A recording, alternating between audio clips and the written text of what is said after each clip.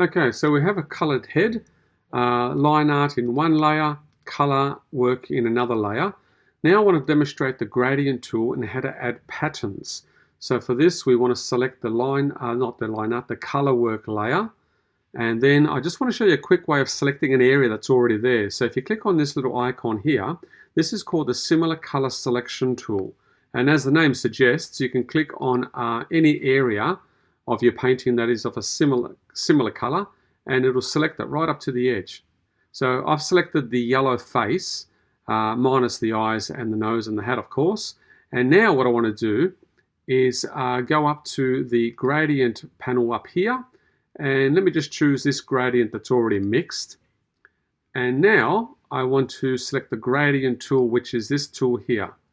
So with the gradient tool selected, I can just press and drag and draw a straight line, and you can see straight away I'm getting a gradient in any direction I want.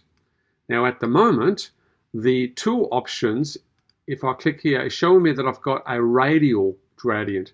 I can change that to a linear, and you'll get a different type of gradient altogether. Now if you don't like the color choices, you can go back up here and you can make your own. So if you click on add, let's click on the first color, which is yellow. Let's make that a blue. Yep. And I will click OK. And this second color, which is red at the moment, let's make that a purple. And click OK. And then close. And we now have our new gradient already added to the collection. So if I click on that gradient now, and then again with the gradient tool, press and drag, I've got my new color added. So that's a pretty amazing tool. The other thing that you may want to look at is adding patterns. And let's just deselect that one. That's Command Shift A to deselect, or you can go to the select menu and choose deselect from there.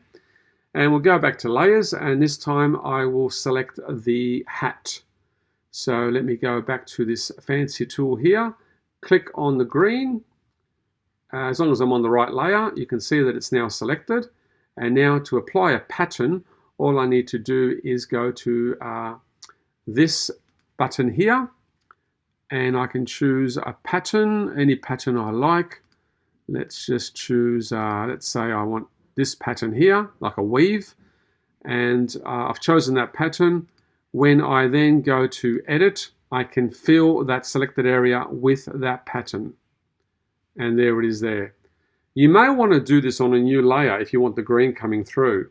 And the way you would do that, I'll just undo that last step, is while it's selected, you add a new layer. You click on the plus symbol, there's your new layer. It's still selected in the same spot, and then you would go and fill it with a pattern.